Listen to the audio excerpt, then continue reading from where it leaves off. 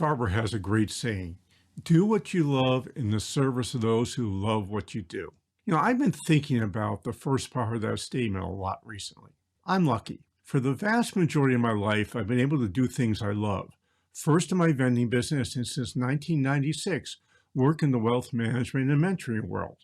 I find it too bad that so many believe they're stuck and have no choice about how they live their lives. I hope that isn't you, and I'm going to bet for some, you do think there are no options for how you earn a living.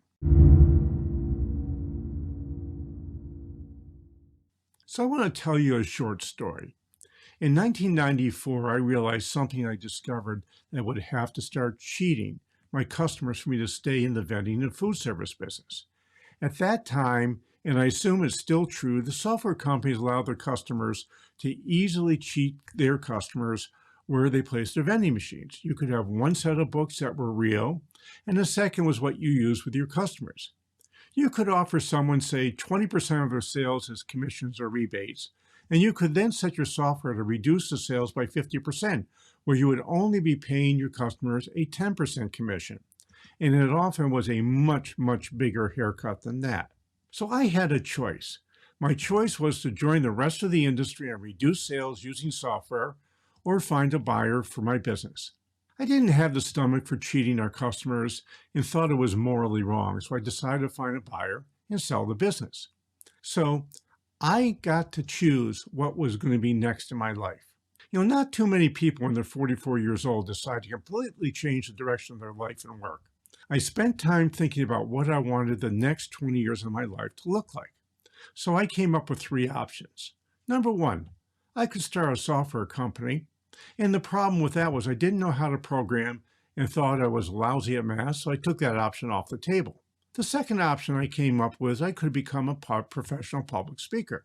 I had done a fair amount of speaking and generally got good grades. The problem with that was the amount of travel I would have to do and how often I would have to be away from home.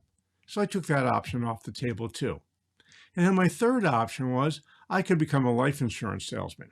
I like consultative sales, and the life insurance was that type of sales process. It required little capital, had good margins, and would fit in with my life. So I thought, as you might guess, that's the option I chose. But the problem was life insurance was part, but not the whole story.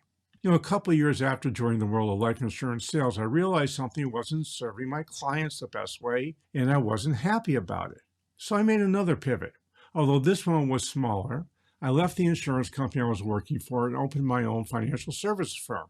From there, I branched down to helping private business owners create personally and economically sustainable businesses, and I've been doing that since 1997. So each pivot made me happier and love what I do even more. I consciously made each change with the mindset of what will make me happier in the work that I do. Each time I made a change where I got more satisfied with the work I was doing, and that was really a good thing for me. So what about you? Do you want to be happier in what you do? The point I'm making here is you have choices. You aren't stuck in what you do. So doesn't it make sense for you to start thinking about how happy you are with the work you do? If you own a construction business, you're lucky. You get to set the rules and decide how and what you'll spend your time on. If life is not what you want, I want you to start thinking about what changes will make your life better. Sit down and write out what you would have to change. Then start the work. Over time, you'll find life gets better and you'll start having more fun. Too often, business owners walk in my office and say they have to leave their business. And the reason is that they're burned out. If I can help them find things they love doing in their business and spend most of their time doing them, life automatically gets better. I want life to get better for you. That means you have to consciously decide what that is and then start down that road. So here's a simple 5-step process I've used to help my clients make wise decisions. Start with what you think you know what you want to do. I call this the postulate. This is step 1. So after you think you know what you want to do, drill down and ask why at least 5 times. Ask why this makes your life better. Ask what will about this will make your life different and be more attractive than what you're doing right now. Number 3, go back and look at what you want to do. When you go back and look, I'll bet you'll find a more elegant way to get to where you want to go or fill your why, and you'll change your mind. You'll find a better solution. This is where flexibility must come in. Don't get stuck into what you think you want to do is what you have to do. And four, ask yourself the question, who can help me, and write their names down. Now, this is really important. You're never going to get to where you want to go all by yourself without help from others. And finally, ask that team that you've put together what we need to do and how we're going to get there. These are the action steps that you need to take to get to the objective that you talked about. It's where OKRs fit in really well.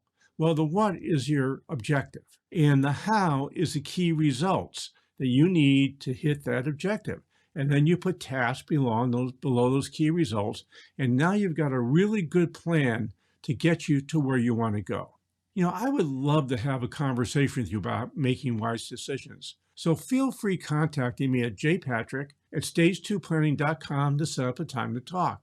In the meantime, if you're not ready to talk, download our free infographic on our Stage 2 decision process. You'll have your own cheat sheet for making wise decisions in your company and your life. And while you're at it, scroll down and let me know what you think about owning the choices you make in your life. Hey, this is Josh Patrick. You're at The Sustainable Business.